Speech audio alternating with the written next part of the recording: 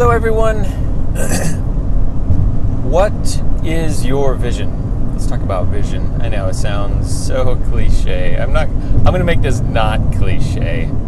Okay, I want to make this the most valuable 5 or 10 minutes you've spent talking about your vision yet. So, that's the goal. Anyways, I learned something that I want to pass on. This is an insight that I thought was really cool, and I want to expand with some other thoughts. So that's my outline. Beautiful, isn't it?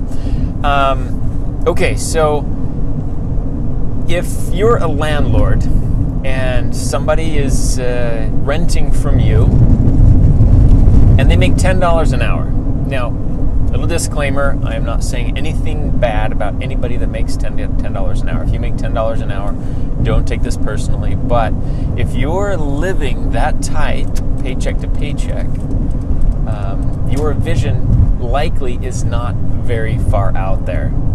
A lot of us live, your vision doesn't go very far, right? So you might be thinking about a week or 2 weeks out ahead of yourself. Well, folks that make, $50 or $60 or $80,000, they probably have a 6-month vision. So that what I mean by that is they're probably thinking of what they're going to be doing or making plans that are about that far out because they're in a little different spot in life. They have a little bit more disposable income. Well, people that make $100,000 or to $150,000 a year probably have a vision that's about at least a year out. They're making plans for next year because they've got the disposable income and their, vacations or trips or investing or retirement plans or anything like that. They're looking out a little bit further. Maybe it's not exactly a year. I'm just making up these numbers, but the principle is that your vision usually is in alignment with circumstances in your life, such as how much money you make, which I think is a big factor. So, millionaires, for example, are probably thinking of 10 years down the road. Okay, they're more that's what we call a visionary. Someone's a visionary who's thinking and making things happen that, you look at someone like an Elon Musk who is, doing projects that take many, many years to do. He's already planning. He's not planning next week or next month or even next year. That was planned 10 years ago. He is planning, what's going to happen in 2030 and 2025, things of that nature. So the question is, which one pulls what? Does your money dictate your vision, or does your vision dictate your money? It's kind of a chicken or the egg thing, right? Because I think, and put this to the test, but I believe that regardless of how much money you have, you can create for yourself a bigger vision and live into that so the money will follow. Okay?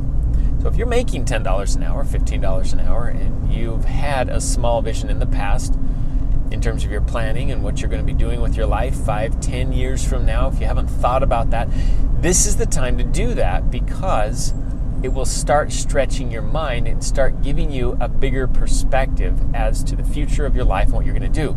So it gives your brain permission to start going to work on some of the important things, some of the things that matter that otherwise you wouldn't be thinking of,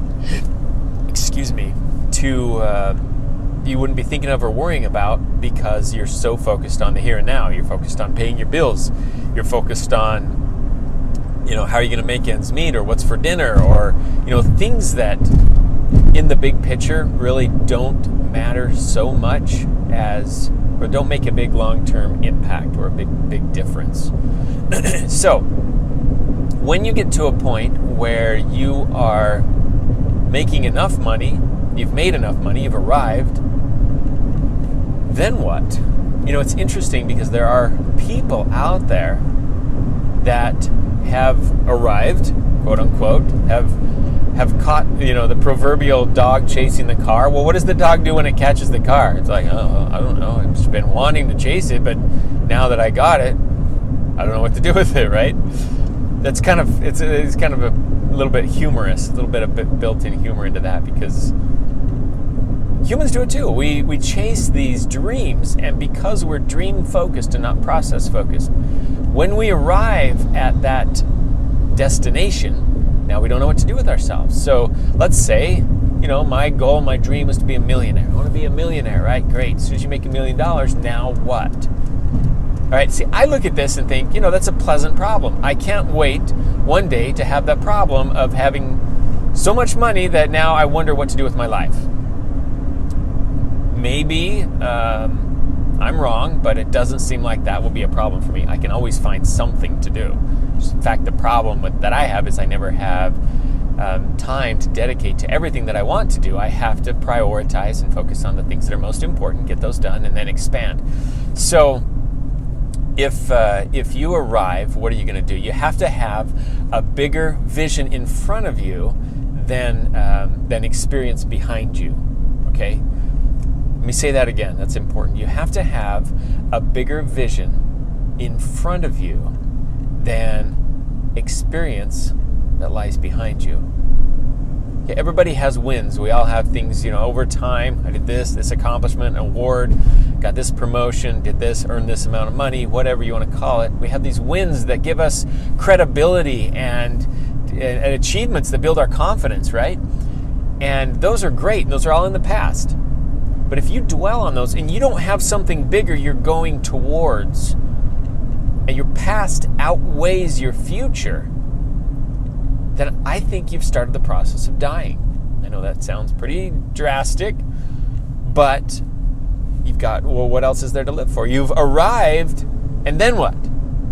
Now where are you going to go? So you always have to have something new to strive for. It doesn't have to be about money, always, right? Money's fine, as you can do good things with money. If you earn tons of money, you can just give it all away and give it to charities. They wouldn't mind that. You can go serve service missions. I mean, money gives you options, but it doesn't always have to do with that, about money. If you have arrived, if you're one of those that you've gotten where you want to be in life and you don't have to worry about things anymore, and now what? What's my next thing? I would encourage you to turn to giving. If life has been good to you, then it's not a bad idea to turn around and start giving back. Just a few thoughts on vision, hopefully something a little different than what you've heard before, like I promised up front. Vision is so important, what we see, how we see our lives, how we see our future, but make sure that it's bigger than your past, and make sure that regardless of how much money you're making, you can create for yourself a big vision and then grow into it and let the results happen on their own. That's it. Have an amazing day.